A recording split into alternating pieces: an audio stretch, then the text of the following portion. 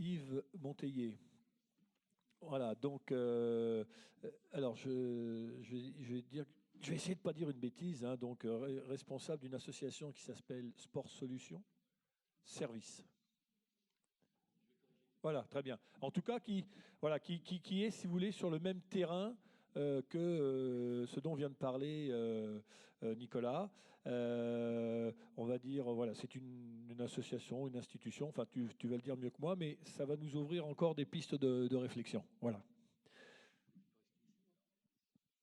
Sinon, celui-là fonctionne, mais... Non, non, mais quand le monsieur voit qu'on parle, ou alors tu vas...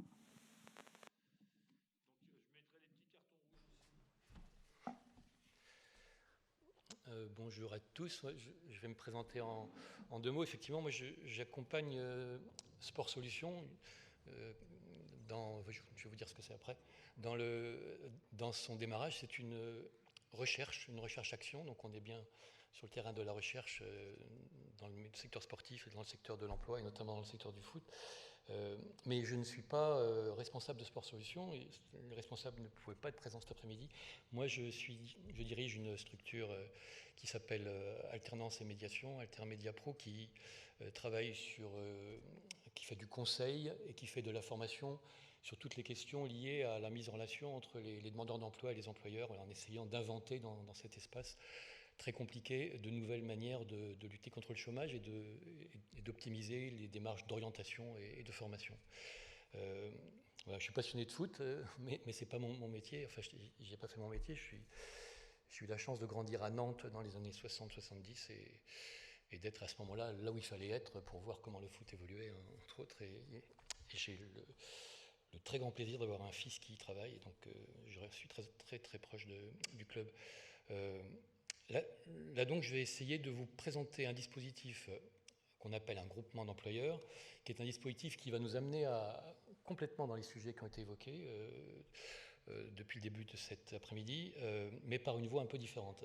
Je vais commencer par vous proposer un constat que vous partagerez, j'espère, au moins en partie. Le premier constat, il est issu de travaux qui ont été menés par l'Institut régional du sport en Île-de-France en particulier. C'est le constat que la demande d'emplois nouveaux dans le secteur sportif, elle est en pleine explosion. Aujourd'hui, l'Institut régional du sport de l'Île-de-France estime par exemple que le besoin d'emploi dans les 5 à 6 ans qui viennent dans les clubs et associations sportives de la région, c'est environ 10 000. Donc il y a une croissance très grande qui est liée au développement du sport santé, du sport loisir, pas seulement et peut-être de moins en moins du sport compétition, mais il y a une demande croissante dont témoignent effectivement aujourd'hui les personnes qui travaillent sur ces sujets. Il y a un second constat que j'aimerais vous faire partager aussi, c'est le fait que ces emplois-là, s'ils doivent exister un jour, ils sont portés par des structures petites, des petits clubs, des petites associations, qui, même si elles sont confrontées à une demande de plus en plus grande, ont beaucoup de mal à prendre le risque du recrutement d'un éducateur en plus, du recrutement d'un animateur en plus, parce que prendre le risque d'un recrutement, c'est un risque important, c'est une décision difficile, c'est une expertise aussi que n'ont pas toujours les clubs, même les bénévoles, pour gérer un emploi.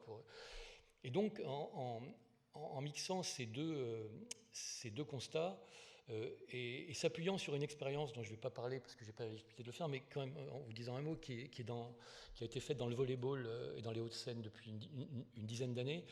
Dans les Hauts-de-Seine et dans le volleyball, il y a une expérience unique en France qui est l'existence d'un chantier d'insertion, donc d'un dispositif qui recrute des personnes en difficulté cherchant un emploi, et qui a recruté en 8-9 ans à peu près 200 personnes, qui a permis à un grand nombre de clubs de volleyball des Hauts-de-Seine d'aider quelqu'un à se former à l'animation dans le volleyball et de recruter au final les responsables, les personnes qui étaient en formation.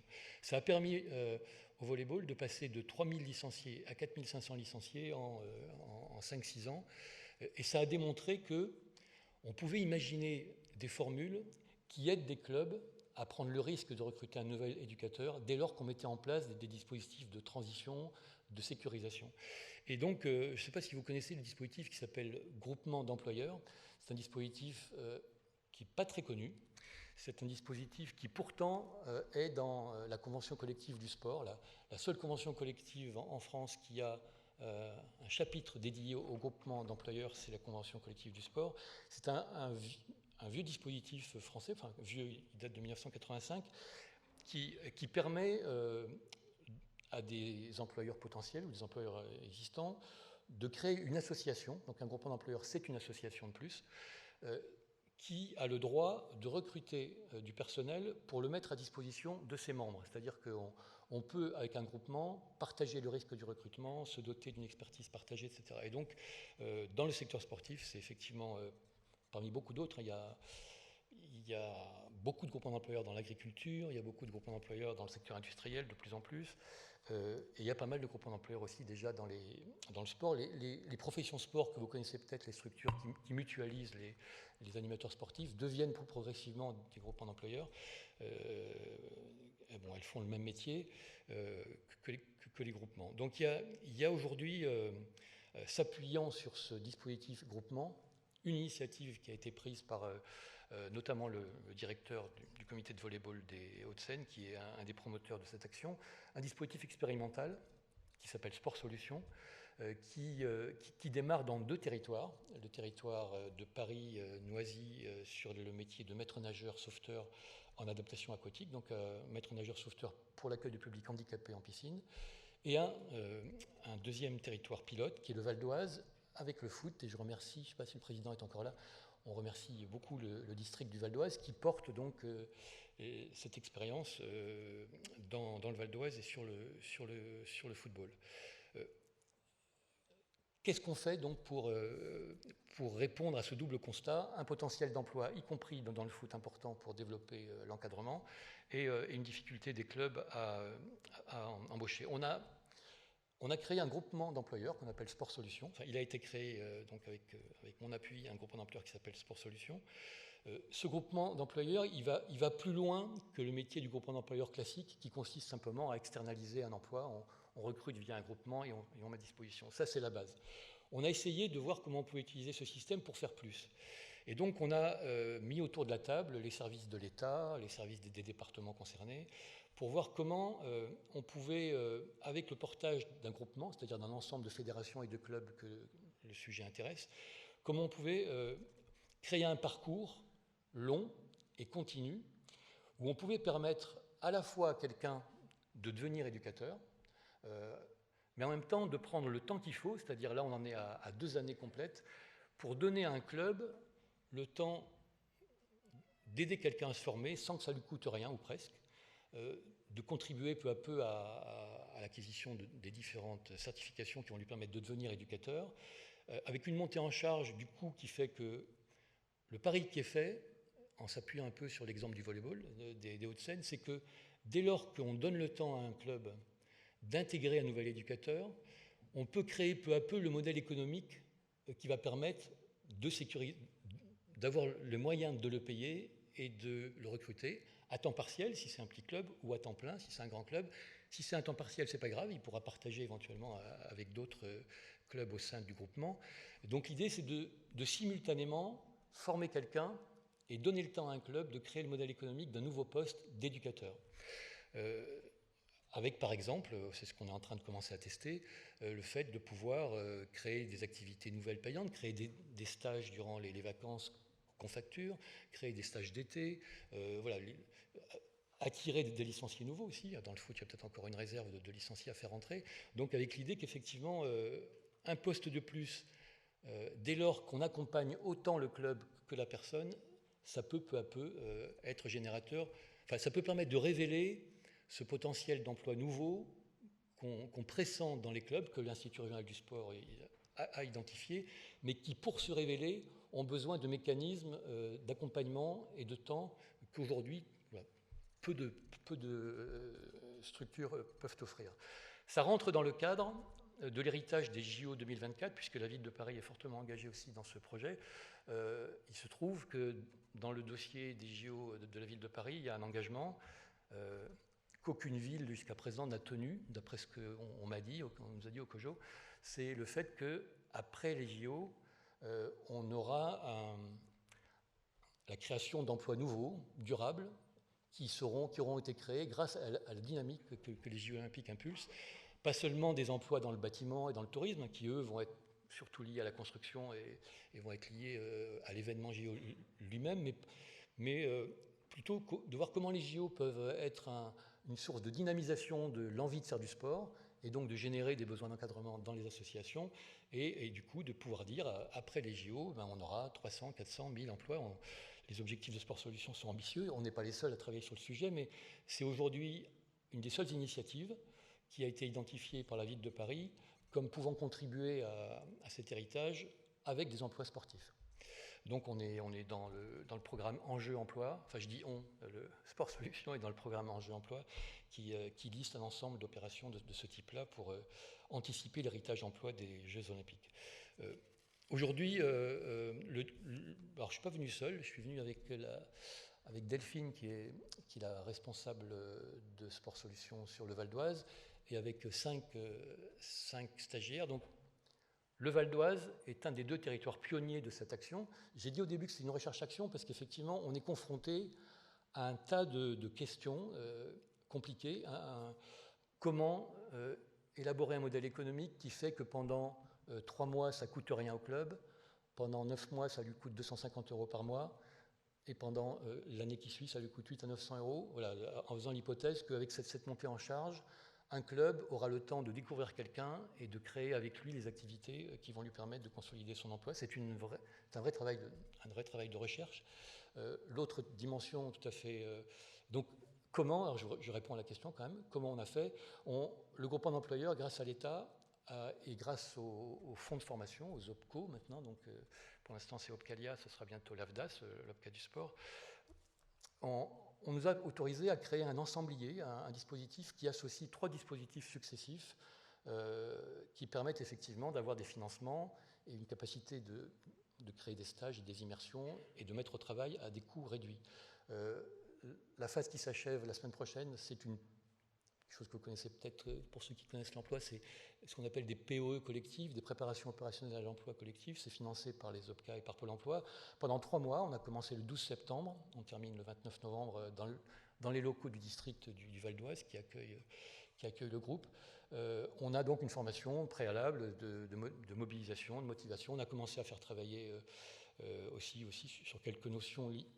On essaye de construire, je terminerai dans 2 minutes sur ce point, on a du temps, on a un groupe très hétérogène avec effectivement des personnes qui connaissaient le foot, qui y sont, et Thomas, qui va dire 2 mots, Thomas Amoudi, voilà, est un de ceux-là, donc qui font un sacrifice parce qu'ils vont être moins payés pendant un certain temps, mais ils vont profiter de l'autre opportunité que donne cette opération, c'est d'avoir une formation qu'aucun éducateur en parcours classique n'a le temps d'avoir. Donc il y a effectivement un luxe de formation qui va se succéder, et qui vont contribuer à définir, on le revendique, et on est en phase avec tout ce qu'on a entendu depuis le début, d'essayer de prendre en compte toutes les dimensions qu'un éducateur foot peut intégrer dans son métier. Donc c'est effectivement sur ce point, avant de laisser la parole à Thomas, qu'on pourrait conclure. On a, oui, avant, je réponds à la question à laquelle j'avais commencé à répondre. Donc, POE collectif pendant 3 mois, ça ne coûte rien au club. Il l'a pour l'instant sur une journée semaine. À partir du 2 décembre, il rentre dans un chantier d'insertion football. Il a été créé, enfin, il démarre le 2 décembre prochain dans le Val d'Oise, un chantier d'insertion dédié au football pour accompagner cette recherche. Et donc, pendant 9 mois, jusqu'au 31 août 2020, les stagiaires seront salariés du chantier, ils travailleront 13 heures par semaine dans un ou plusieurs clubs et ils continueront à se former 13 heures semaine. Et le 1er septembre 2020, ils rentreront dans le groupement d'employeurs Sport Solutions qui assure l'animation globale mais qui devient réellement employeur qu'au 12e mois. Et dans cette dernière étape, ils termineront effectivement en travaillant quasiment 3/4 de temps dans le club et 1/4 de temps en formation. Ils travailleront à se qualifier pour les derniers diplômes d'entraîneurs et d'éducateurs qui leur manqueront pour être totalement opérationnels et à temps plein donc, à l'été 2021. Donc voilà le parcours dans ces grandes lignes, donc avec une dimension recherche sur la partie financement et dispositif. Et puis il y a une dimension recherche, je termine là-dessus, sur la partie formation, en essayant de voir, qui nous oblige à nous poser une question centrale, enfin, qui nous semble être un peu celle de cet après-midi ici, c'est quelles compétences on peut donner aujourd'hui à un éducateur, notamment dans le football, pour répondre à toutes les mutations qui sont évoquées depuis le début de cet après-midi et qui vont être travaillées aussi dans toute la suite de ce colloque. On en est aujourd'hui, et c'est un travail provisoire que je restitue après les échanges qu'on a pu avoir depuis 3 mois déjà avec le groupe, en disant qu'aujourd'hui, on a envie de présenter le métier d'éducateur, du futur métier, en tout cas de l'éducateur, entre guillemets, sport solution, autour indépendamment du travail d'entraîneur foot, qui est la base et sur lequel il y a effectivement une priorité, autour de 4 idées. La première idée, c'est de dire, c'est en plus une des conditions pour que le poste soit solvable et qu'il se pérennise, donc au niveau du modèle économique du club, c'est d'être un éducateur développeur, c'est-à-dire un éducateur porteur de projet, un éducateur capable de prendre des initiatives sur des actions qui permettront de faire rentrer de nouveaux licenciés, qui permettront de créer des activités nouvelles. Comment donner effectivement à l'éducateur cette compétence lui permettant d'avoir cette polyvalence-là et d'être capable de monter des dispositifs, de prendre des initiatives et de créer des activités qui vont dynamiser le club et consolider son modèle économique. C'est une première axe sur lequel on travaille.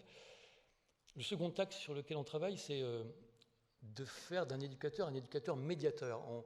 Il y a eu un stage dans le cadre de cette première étape de formation, du 21 au 25 octobre. Tous les stagiaires ont été intégrés à des clubs. Ils ont co-animé des stages pour les enfants, donc en vacances scolaires, un stage à temps plein. Et ils ont pris conscience à ce moment-là de l'importance des relations, enfin du positionnement très spécifique de l'éducateur, qui a des liens avec les parents, qui a des liens avec les enfants, qui a des liens potentiellement aussi avec le milieu scolaire. On a fait intervenir Alain Bornand dans la formation, qui a témoigné notamment de ce qui se fait dans, je ne sais plus dans quelle banlieue il habite, enfin, il travaille effectivement dans des structures, dans des clubs qui ont mis en place des partenariats avec les collèges. Et il y a effectivement des éducateurs du club de foot qui participent même au conseil de classe des collèges, qui travaillent donc effectivement sur des partenariats extrêmement intéressants et novateurs. Et donc, ça illustre simplement le fait, et on en a pris conscience ensemble, ils en parlent bien mieux que moi, d'effectivement du rôle nouveau qui émerge dans cette fonction, enfin du rôle qu'on peut consolider, c'est pas nouveau je pense, mais du rôle qu'on peut consolider avec des compétences spécifiques dans le parcours qu'on propose pour renforcer cette fonction d'éducateur, médiateur, tiers auprès des parents, entre autres, mais ça peut être aussi auprès d'assistantes sociales, auprès d'établissements d'enseignement. Le troisième point, c'était, le seul mot que j'ai trouvé pour l'instant, c'est architecte, d'être un éducateur architecte. On a fait intervenir dans la formation, pour commencer à poser quelques thèmes, là, de manière très superficielle pour l'instant, un éducateur un préparateur mental, qui est Yves Riedrich, qui a écrit le fameux bouquin Laissez-nous jouer, là, il y a une dizaine d'années, qui leur a donné des notions de préparation mentale. On a fait intervenir quelqu'un en préparation physique, on a fait intervenir Alain Bornand, on a essayé de leur montrer comment leur métier faisait référence, pouvait se relier à d'autres expertises qui ne sont pas forcément la leur, mais des expertises qui vont enrichir leur manière d'enseigner le foot et de proposer une pratique du football, avec l'idée qu'un éducateur peut être un architecte, capable de mobiliser une offre des expertises qu'il ne maîtrise pas à fond, mais qui peuvent être utiles à un moment donné à tel enfant ou à tel groupe. Et le dernier axe sur lequel il n'y a pas encore un mot qui fédère, mais sur lequel on va continuer à réfléchir, c'est l'idée que ce soit un éducateur en lien, enraciné dans son territoire.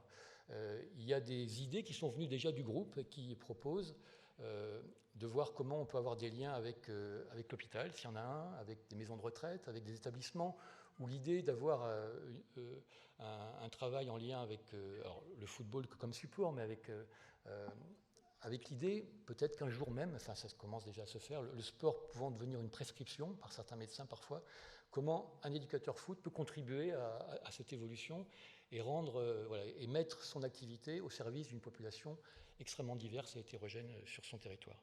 Donc voilà, vous avez bien compris qu'on est en phase de recherche. Mon intervention a dû vous montrer qu'il y a encore beaucoup de choses à stabiliser. Mais en tout cas, c'est une expérience nationale qui aujourd'hui a été repérée par le préfet de la région Île-de-France et semble-t-il va continuer à... Enfin, les 2 sites qui ont démarré, dont celui du Val d'Oise, nous encouragent beaucoup à continuer. On espère que ça va prendre une grande dimension dès l'année prochaine. Et donc ce travail d'éclaireur, de constructeur que le Val d'Oise porte à travers le football, voilà, on vous en informera, en tout cas si on a encore des relations avec vous. On est très optimiste et on est très content d'avoir pu vous en faire part cet après-midi. Thomas donc, vous en dira plus dans le témoignage. Je ne sais pas à quel moment il est prévu. C'est bon, oui, je suppose. Oui, non, merci. Merci. Voilà, donc pour...